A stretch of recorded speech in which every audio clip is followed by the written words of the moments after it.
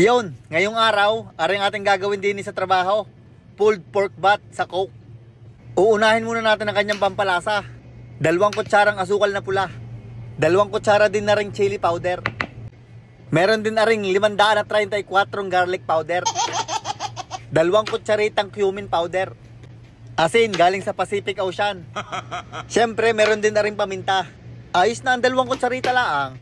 Tapos atin na ring hahalukayin with fillings. Dudurugin nyo lang yung buong asukal na pula.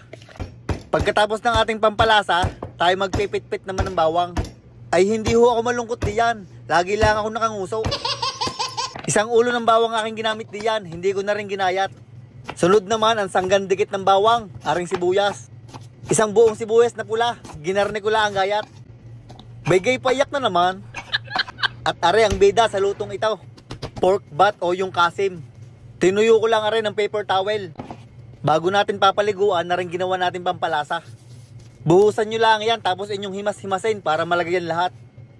Dapat pati ang ilalim at saka tabihan malalagyan. At pag nalagyan nyo na lahat, yan gawin nyo ng basahan. Para masaid yung mga natira. Dinin naman sa dakong kanluran, tayo magpapainit ng kawaling may mantika. Gawa ng ating ipiprito aring ating karne. Isisir natin na rin ng tigig 1 minuto kada side. High heat pala ang gamit ko para magandang pagkakasir. Ginagarni are para dagdag din sa lasa. Lahat ng parte dapat masir, patay ang tabihan at saka ilalim. Ay kung gusto nyo naman, pwede din na rin ibangay. At pag nasir nyo na lahat ng parte, ating ilalagay are sa malaking hotel pan.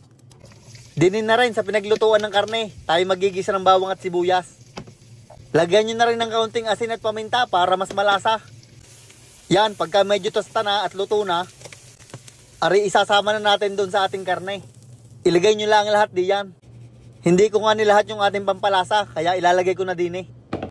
At ari ang ating gagawing liquid, Coca-Cola, ay baka naman. 1 kalahating lata lang ang aking ginamit. At yung kalahati nilagyan ko ng yelo at ininom ko na at ako'y nauhaw. Binuhusan ko nga rin pala rin ng kaunting barbecue sauce. Kahit anong barbecue sauce, pwede diyan. Wag lang yung sauce ko po. Tapos, ari ngay tinakluban ko lang na ring foil. Dapat ay takip na takip para maganda ang luto, juicy. Yung oven ngay pinainit ko na kanina. Dapat ari nasa 300 degrees Fahrenheit bago natin ilalagay aring karne. Lulutuin natin na rin ng 4 kalahating oras.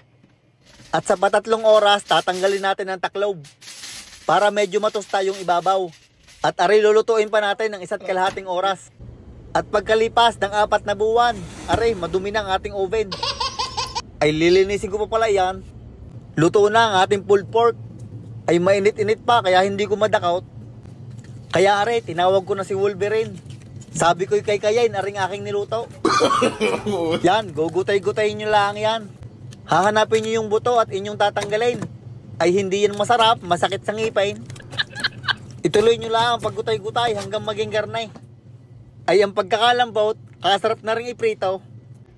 Bago natin ilagay ari sa sandwich, atin muna rin titikman kung masarap. Aring unang agat para sa inyo. Abay kasarap nga naman na rin. Ay pwede na ring ulam eh. Aray last na at may na-order na. Iyon, pinalamig ko lang rin ng kaunting oras. Para ari aking malamas na.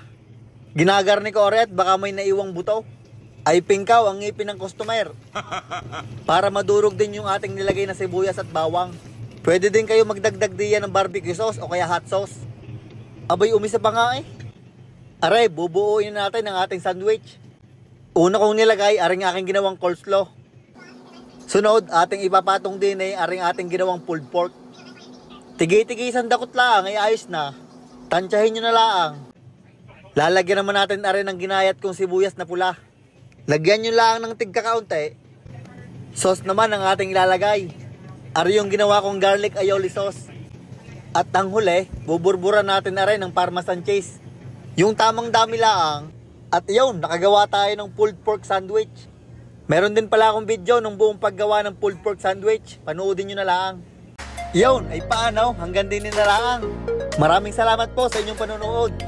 Shout out po kay Valdez Gillier, kay Joshua Nat Garcia ng San Juan, Batangas, kay Trisha May Mendoza, kay Emmanuel Dablin ng Mayhay, Laguna, at kay Ruel Peras at sa Morales family. Salamat po sa suporta.